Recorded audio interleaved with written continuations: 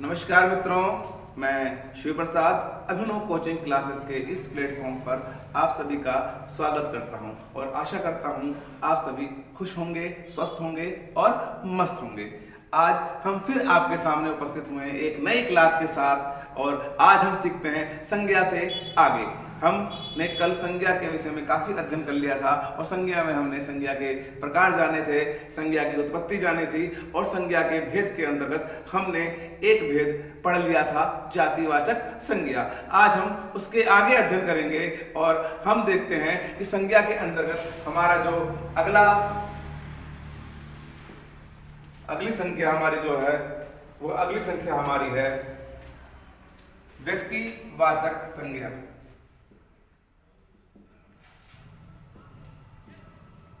व्यक्तिवाचक संज्ञा।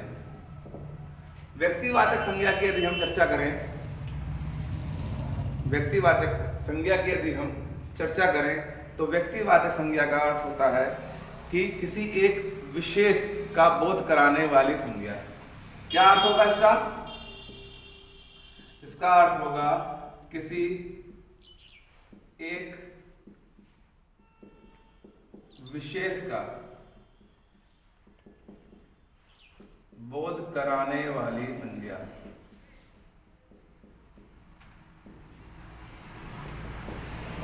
किसी एक विशेष का बोध कराने वाली संज्ञा अर्थात वह संज्ञा जो किसी एक का ही बोध कराए, वह संज्ञा हमारी व्यक्तिवाचक होती है। और एक विशेष का मतलब क्या होता है? एक विशेष का मतलब होता है कि सबसे भिन्न, सबसे भिन्न या इसी को हम कह सकते हैं कि केवल सबसे अलग एक होना। सबसे अलग एक होना अर्थात हम कह सकते हैं कि वह संज्ञा जो सबसे अलग हो, सबसे अलग दिखाई दे और केवल एक ही हो, वह हमारी क्या होती है? व्यक्तिवाचक संज्ञा होती है। और इस एक विशेष में यह किसका बोध कराती है? या तो किसी एक विशेष व्यक्ति का बोध कराएगी या किसी एक विशेष स्थान का या किसी एक विशेष वस्तु का बोध कराएगी।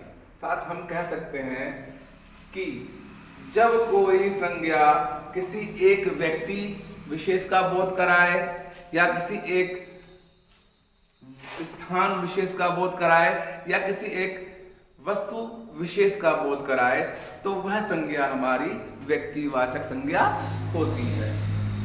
स्पष्ट है? इसका मतलब यह है कि जब कोई संज्ञा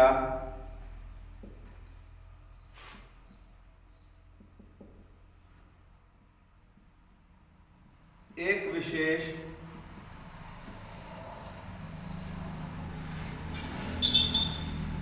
व्यक्ति, स्थान व वस्तु का बोध कराए तो वह व्यक्तिवाचक संज्ञा होती है।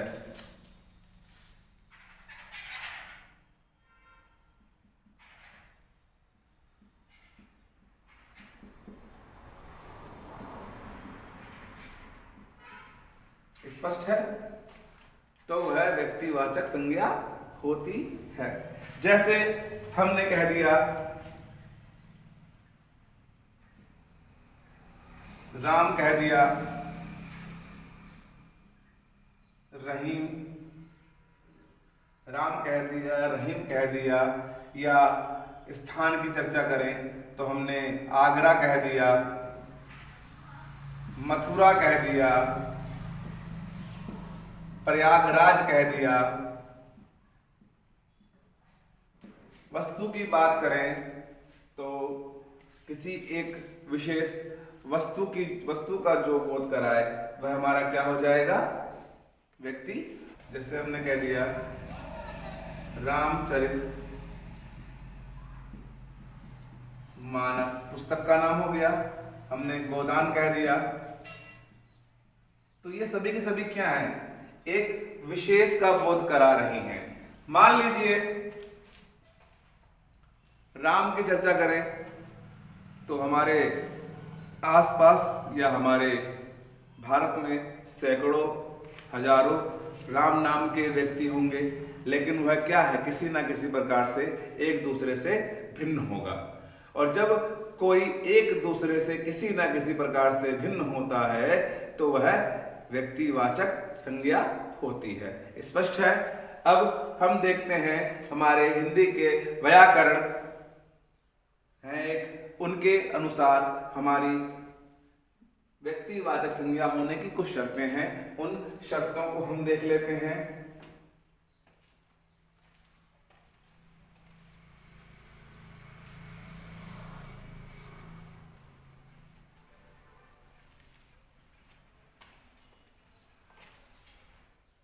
तो हम दिमिशित्स के अनुसार देखते हैं, अर्थात हम कह सकते हैं कि व्यक्तिवाचक संज्ञा होने की कुछ शर्तें।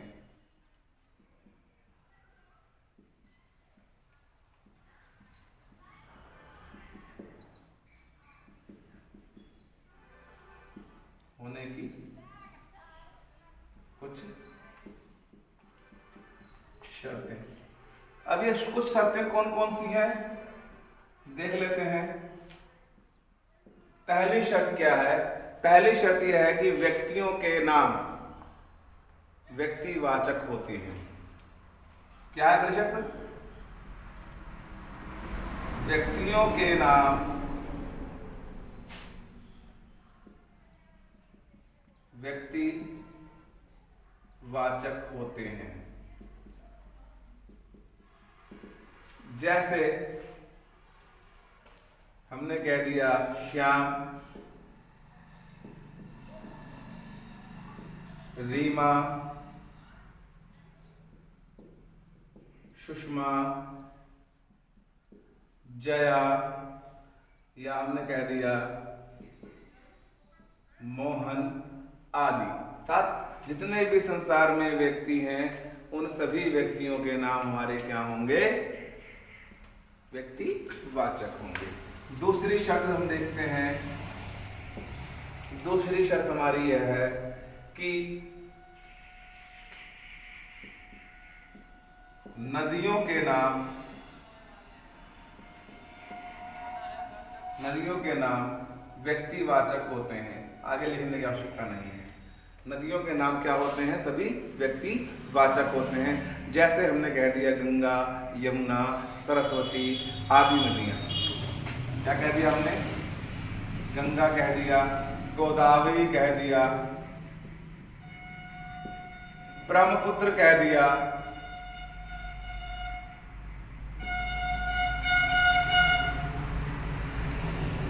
ब्रह्मपुत्र कह दिया। इसके अलावा हमने कह दिया सिंधु कह दिया, कावेरी कह दिया, घाघरा कह दिया। तो ये सभी नदियों के नाम हमारे क्या हैं? व्यक्तिवाचक संज्ञा है। तीसरा पॉइंट, पर्वतों के नाम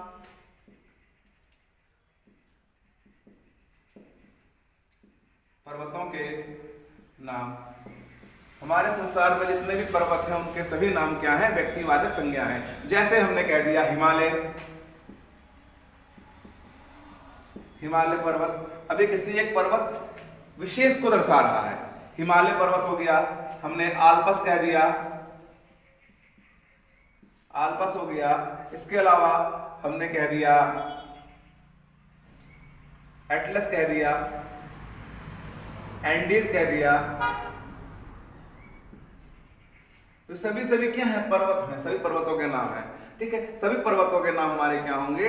व्यक्तिवाचक होंगे। इसके अतिरिक्त हम देखते हैं, इसके अतिरिक्त हम कह सकते हैं कि हमारे सभी के सभी दिशाओं के नाम व्यक्तिवाचक संज्ञा होते हैं।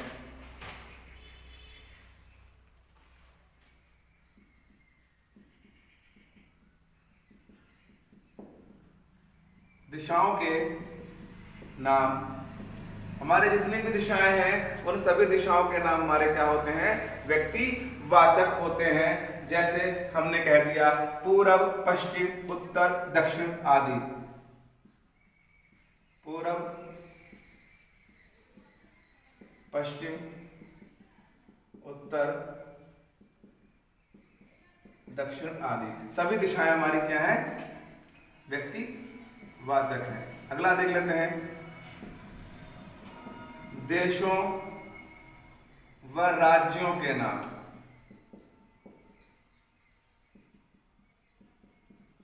देशों व राज्यों के नाम हमारे क्या होते हैं मित्रों, व्यक्तिवाचक होते हैं। हमारे संसार में जितने भी देश हैं सभी देशों के नाम व्यक्तिवाचक हैं, जितने भी राज्य हैं सभी राज्यों के नाम हमारे व्यक्तिवाचक होते हैं। जैसे हमने कह दिया भारत, बांग्लादेश, पाकिस्तान, नेपाल। इसके अधिक राज्यों की चर्चा करें तो राज्यों में हमने कह दिया उत्तर प्रदेश, मध्य प्रदेश,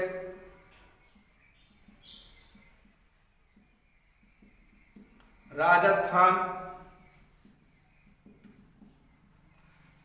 आदि। सब के सब हमारे क्या होंगे, व्यक्तिवाचक संज्ञा होंगे। इसके अतिरिक्त यदि हमने कह दिया राष्ट्रीय जातियों के नाम, राष्ट्रीय जातियों के नाम, मित्रों राष्ट्रीय जातियों के नाम भी हमारे व्यक्तिवाचक होते हैं। राष्ट्रीय जाति जैसे हमने कह दिया भारतीय, पाकिस्तानी, अमेरिकी, चीनी, फ्रांसीसी, रूसी, नेपाली आदि। ठीक है, ये क्या है, उनके देश को इंगित कर रहा है, उनके देश के साथ साथ उनकी नागरिकता को इंगित कर रहा है, अर्थात उनकी ये राष्ट्रीय जाति है, उनकी ये पहचान है। यदि हम कहीं बाहर जाते हैं विदेशों में तो हम कहते हैं कि हम भारतीय हैं, तो हमारी क्या है, राष्ट्रीय जाति है कि हम भारतीय हैं। तो हम राष्ट्रीय जातियों में लिखेंगे हम भारतीय, नेपाली, चीनी, पाकिस्तानी आदि। ये सभी के सभी क्या है, हमारी राष्ट्रीय जातियां। यदि कोई पाकिस्तान का है तो वह पाकिस्तानी हो जाएगा, कोई चीन का है तो चीनी हो जाएगा, कोई नेपाल का है तो वह नेपाली हो जाएगा, कोई भारत का है तो भारतीय हो जाएगा, कोई फ्रांस का है तो वह फ्रांसीसी हो जाएगा, यदि कोई कहीं और का है तो वह वहां का निवासी हो जाएगा, वहां के देश की जाति के नाम से वह जाना जाएगा। स्पष्ट है। इसके बाद आगे हम देखते हैं पुस्तकों के नाम।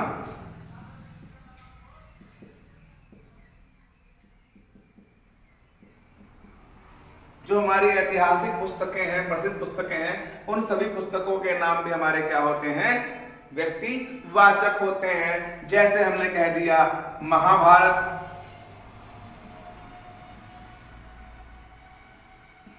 हमने महाभारत के अतिरिक्त कह दिया भगवद गीता,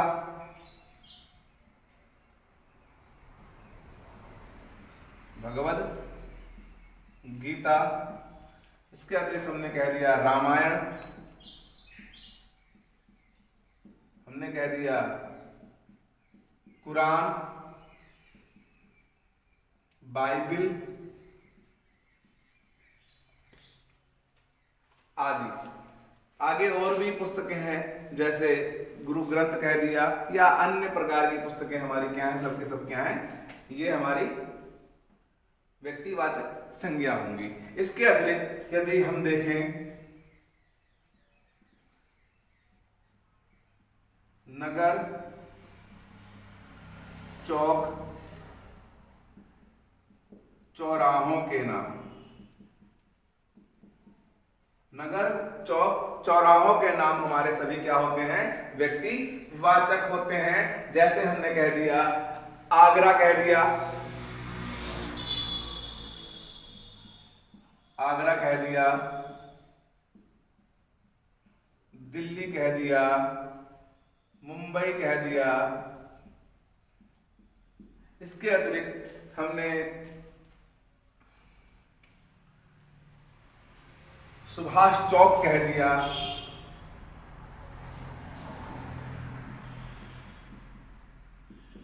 सुभाष चौक कह दिया।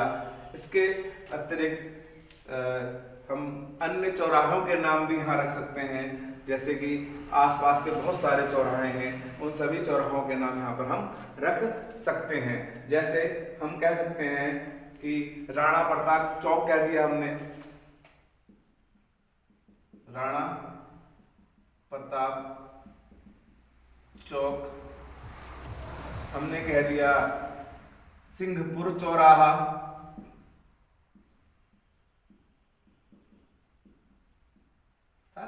जो भी नगर है, चौक है, चौराहा है, या सड़कों के भी नाम, हमारे जो सड़कों के नाम है जैसे राष्ट्रीय राजमार्ग हो गए या अन्य मार्ग हो गए, वे सभी रास्तों के नाम भी हमारे क्या होते हैं, व्यक्तिवाचक होते हैं। जैसे पीडी टंडन मार्ग हो गया हमारा, इसके अलावा गांधी मार्ग हो गया, इसके अलावा और भी अन्य मार्ग हैं, जैसे नेशनल हाईवे 233 हो गया, नेशनल हाईवे 47 हो गया, नेशनल हाईवे, ये सभी के सभी क्या है, हमारे व्यक्तिवाचक संज्ञा, क्योंकि ये किसी एक को ही प्रदर्शित कर रहे हैं, किसी एक विशेष की ही बात कर रहे हैं, जिस कारण सबके सब क्या हो जाएंगे, हमारे व्यक्तिवाचक हो जाएंगे।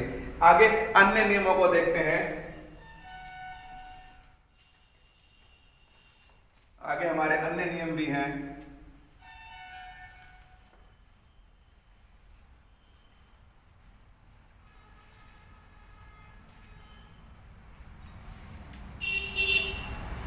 अन्य नियमों में देखते हैं हम ऐतिहासिक युद्धों व घटनाओं के नाम।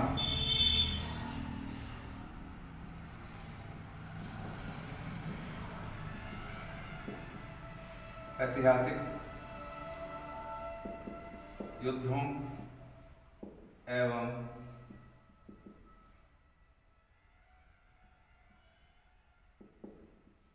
घटनाओं के नाम।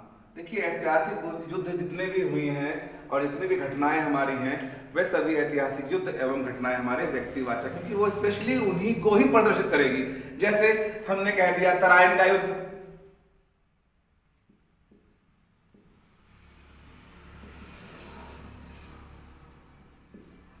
पानीपत का युद्ध,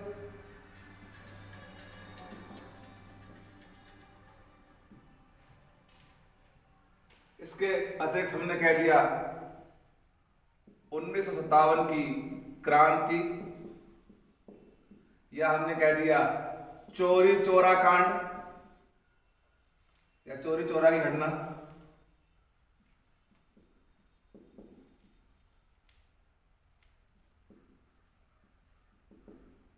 चोरी चोरा की घटना, या इसके अतिरिक्त बहुत सारी घटनाएं, बहुत सारे ऐसे आंदोलन हुए जो व्यक्तिवाचक संज्ञा के अंदर, जैसे 1942 का भारत छोड़ो आंदोलन। इसके अतिरिक्त और भी सारे कई आंदोलन हुए, असहयोग आंदोलन हुए, बहुत सारी घटनाएं हुई।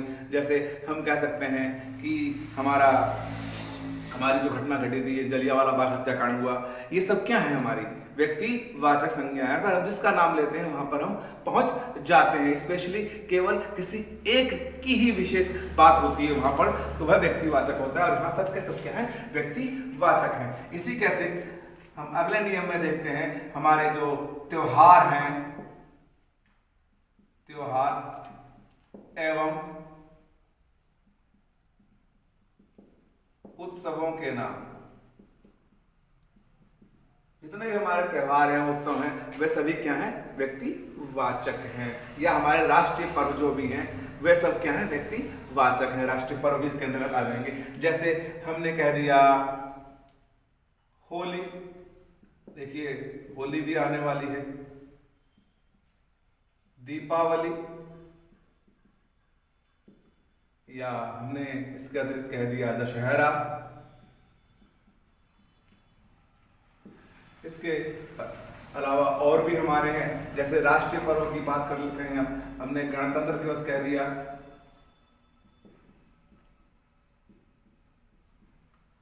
स्वतंत्रता दिवस कह दिया,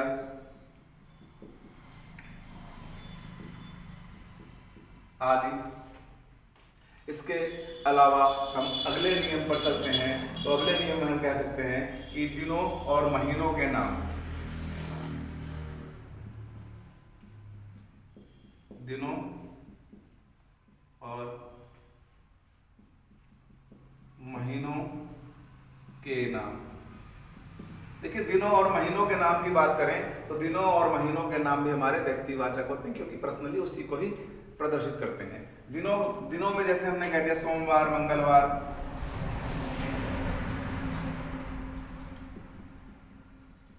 बुधवार, बृहस्पतिवार, रविवार आदि। महीनों में हमने कह दिया जनवरी, फरवरी, मार्च, अप्रैल, जनवरी, फरवरी,